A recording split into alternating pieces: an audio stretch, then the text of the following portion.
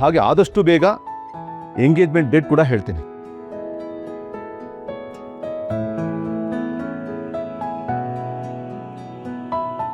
ಸರಿ, ನಾವಿನ್ ಬರ್ತೀವಿ. ಬನ್ನಿ.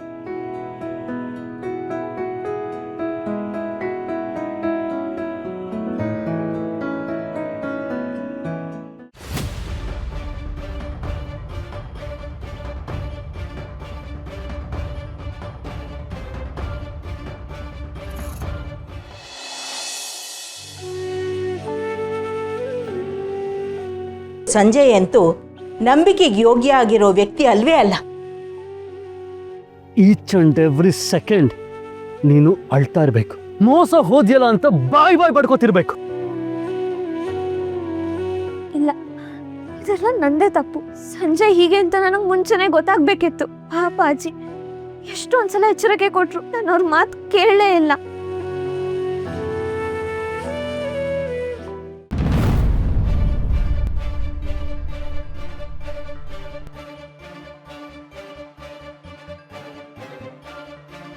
ಸ್ಲೀಪಿಂಗ್ ಟ್ಯಾಬ್ಲೆಟ್ಸ್ ಇದೇ ಸರಿ.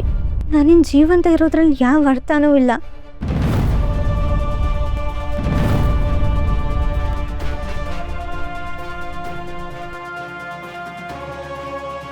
ಏನ್ರಿ ಮೇಡಮ್, ಅದು ಸ್ಲೀಪಿಂಗ್ ಟ್ಯಾಬ್ಲೆಟ್ ಅಲ್ವಾ? ಅದನ್ನ ನೀವ್ಯಾಕೆ ತಗೊಂಡ್ರಿ? ರಾತ್ರಿ ನಿದ್ದೆ ಬರ್ತಿಲ್ವಾ? ಓ, ಗೊತ್ತಾಯ್ತು ಬಿಡಿ. ನಿದ್ರೆ ಬರದಿರೆ ಏನಂತೆ ಲವ ಮೇಡಮ್? ಹಾಗೇನಿಲ್ಲ, ಅದು ವಾರ್ಡ್ ನಂಬರ್ 7 ಅಲ್ಲಿ ಪೇಷಂಟ್ಸ್ಗೇನೋ ಅರ್ಜೆಂಟಾಗಿ ಬೇಕಿತ್ತಂತೆ. ಹೆಡ್ ನರ್ಸ್ ಹೇಳಿದ್ರು, ಅದಕ್ಕೆ ತೊಗೊಂಡು ಹೋಗ್ತಿದ್ದೆ. ಅಯ್ಯ, ಅದಕ್ಕೆ ನೀವ್ಯಾಕೆ ಇಷ್ಟು ಟೆನ್ಷನ್ ಆಗಿದ್ದೀರಾ? ನಾನು ಹೋಗಿ ಕೊಡ್ಲಾ? ಪಾಪ ನೀವು ಇಲ್ಲೂ ನೋಡ್ಕೊಂಡು ಹೊರಗಡೆನೇ ಓಡಾಡ್ತಾ ಇದ್ರೆ ಸುಸ್ತಾಗಿ ಬಿಡ್ತೀರಿ. ಇಲ್ಲ ಬೇಡ, ನಾನೇ ಕೊಡ್ತೀನಿ. Okay, no problem.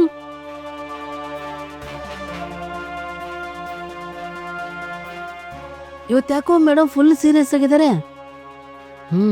Okay.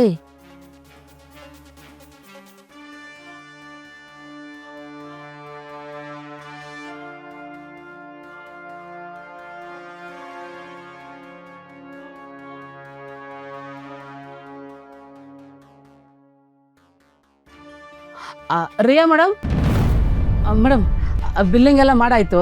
ನೀವೊಂದ್ಸರಿ check ಮಾಡಿ. ಮೊದಲೇ ನನ್ನ ಮ್ಯಾಥ್ಸು ಗೊತ್ತಲ್ಲ, ಸಿಕ್ಕಾಪಟ್ಟಿ ಸ್ಟ್ರಾಂಗು. ಅದಕ್ಕೆ ನೀವೊಂದ್ಸರಿ ಪ್ಲೀಸ್ ಕನ್ನಡಿಸ್ಬಿಡಿ.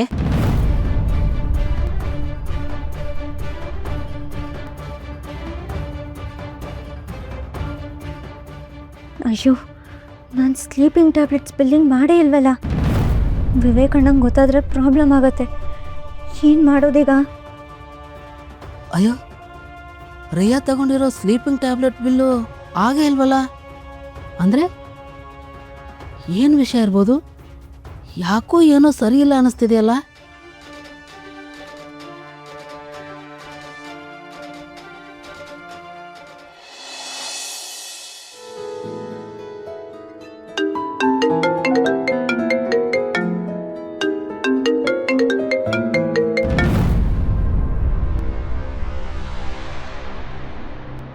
ಹಲೋ. ಏನ್ ಡಾಕ್ಟರ್, ತಮ್ಮನಿಗೆ ಮದುವೆ ಮಾಡ್ತಾ ಇದೆಯಾ? ನಮಗೆ ಕೊಡ್ಬೇಕಾದ ದುಡ್ಡನ್ನ ಮರ್ತ್ಬಿಟ್ಯೋ ಹೇಗೆ? ನೋಡಿ, ನಿಮ್ಮ ಎಲ್ಲ ಅಮೌಂಟ್ನ ಮುಂದಿನ ವಾರ ಕಂಪ್ಲೀಟಾಗಿ ಕ್ಲಿಯರ್ ಮಾಡ್ತೀನಿ. ಇದಪ್ಪ ಮಾತು ಅಂದರೆ.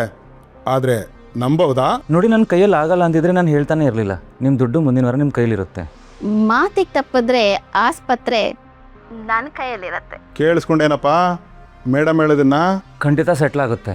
ಆದರೆ ಪ್ಲೀಸ್ ಒಂದು ರಿಕ್ವೆಸ್ಟ್ ಇದೆ, ಪದೇ ಪದೇ ಫೋನ್ ಮಾಡಬೇಡಿ. ಒಂದು ವಾರ ಆದಮೇಲೆ ನಾನೇ ಕಾಲ್ ಮಾಡ್ತೀನಿ.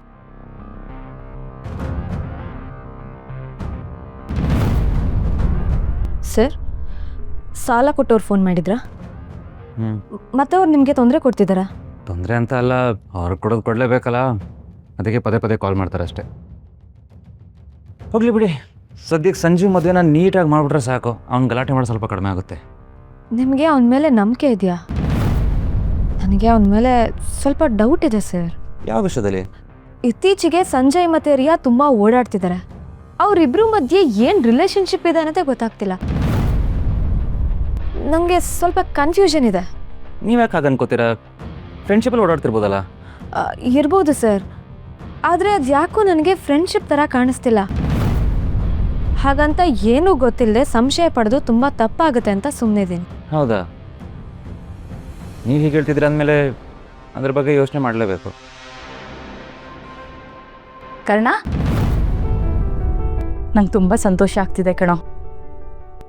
ಸಂಜುಗೆ ಮದುವೆ ಅಂತ ಆದರೆ ಮೊಂಡಾಟ ಎಲ್ಲ ಬಿಟ್ಟು ಹೊಸ ಮನುಷ್ಯ ಆಗ್ತಾನೆ ಅನ್ನೋ ಭರವಸೆ. ಹೌದಮ್ಮ, ಹಾಗಾಗಬೇಕು. ಸುಮ್ಮನೆ ಅಪ್ಪನ ಜೊತೆ ಸೇರ್ಕೊಂಡು ಲೈಫ್ ಹಾಳು ಮಾಡ್ಕೊತಿದ್ದಾನೆ. ಬುದ್ಧಿ ಹೇಳೋದ್ರ ಎಲ್ಲ ಹೇಳಾಗಿದೆ, ಆದರೆ ಸರಿಯಾಗಕ್ಕೂ ಒಂದು ಟೈಮ್ ಬರಬೇಕಲ್ಲ. ಈ ಶುಭ ಕಾರ್ಯದಿಂದ ಆ ಸಮಯ ಬರುತ್ತೆ ಅನ್ನೋ ನಿರೀಕ್ಷೆ ನಂದು. ನೀನೇ ಮುಂದೆ ನಿಂತು ಎಲ್ಲ ನಡೆಸ್ಕೊಡ್ತೀನಿ ಅಂದ್ಯಲ್ಲ, ನಂಗಿನ್ಯಾವ ಚಿಂತೆನೂ ಇಲ್ಲ. ಅವನಿಗೆಲ್ಲ ಒಳ್ಳೇದಾದರೆ ಸಾಕಮ್ಮ. ಸರಿ ಅಮ್ಮ, ನಾನು ಹಾಸ್ಪಿಟಲ್ಗೆ ಹೊಡ್ತೀನಿ. ಬನ್ನಿ, ಹಾಗೆ ಹೋಗ್ತಾನೆ, ಕ್ಲಿನಿಕ್ ಡ್ರಾಪ್ ಮಾಡ್ತೀನಿ. ನೀವು ಹೊರಡಿ ಸರ್. ಏಕೆ ಕ್ಲಿನಿಕ್ ಹೋಗಲ್ವಾ?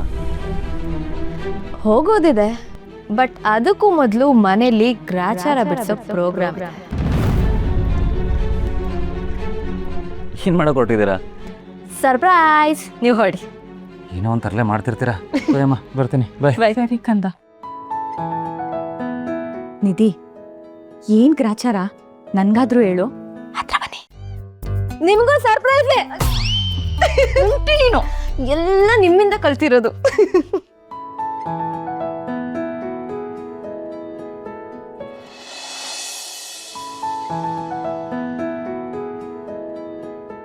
Sir good morning sir. Good morning. Appointments ಎಲ್ಲ ಚೆಕ್ ಮಾಡಿದ್ದೀರಾ? ಹ್ಞೂ ಸರ್, ಎಲ್ಲ ಫೈಲ್ಸ್ ರೆಡಿ ಮಾಡಿ ಒಳಗಡೆ ಇಟ್ಟಿದ್ದೀನಿ. ನೀವು ಒಂದ್ಸರಿ ನೋಡಿ ಸರ್. Thank you. ಸರ್, ಹಾಂ, ಒಂದು ವಿಷಯ ಹೇಳಬೇಕಿತ್ತು ಸರ್. ರಜಾ ಬೇಕಿತ್ತಾ? ಇಲ್ಲ ಸರ್, ರಿಯಾ ಬಗ್ಗೆ ಮಾತಾಡಬೇಕಿತ್ತು. ರಿಯಾ ಬಗ್ಗೆನಾ? ಹ್ಞೂ ಸರ್. ಏನು ಹೇಳಿ? ರಿಯಾ ಸ್ಲೀಪಿಂಗ್ ಟ್ಯಾಬ್ಲೆಟ್ ತೊಗೊಂಡು ಬ್ಯಾಗ್ ಒಳಗಡೆ ಇಟ್ಕೊಂಡಿದ್ದಾಳೆ ಸರ್. ಅವಳನ್ನು ಬೆಳಿಗ್ಗೆಯಿಂದ ನೋಡ್ತಾ ಇದ್ದೀನಿ. ಡೈಲಿ ಇರೋ ಥರ ಲವಲವಿಕೆಯಿಂದಾನೇ ಇಲ್ಲ. ಏನೋ ನಾರ್ಮಲ್ ಅನ್ನಿಸ್ತಾ ಇಲ್ಲ ಸರ್. ಆ ಸ್ಲೀಪಿಂಗ್ ಟ್ಯಾಬ್ಲೆಟ್ನ ಯಾರಿಗೋಸ್ಕರ ತೊಗೊಂಡ್ಲು ಅಂತಲೂ ಗೊತ್ತಿಲ್ಲ. ನೀವೊಂದ್ಸರಿ ಬೇಗ ಹೋಗಿ ಅದನ್ನ ವಿಚಾರಿಸ್ತೀರಾ ಸರ್? ನಾನು ವಿಚಾರಿಸ್ತೀನಿ. ಆಯಿತು ಸರ್.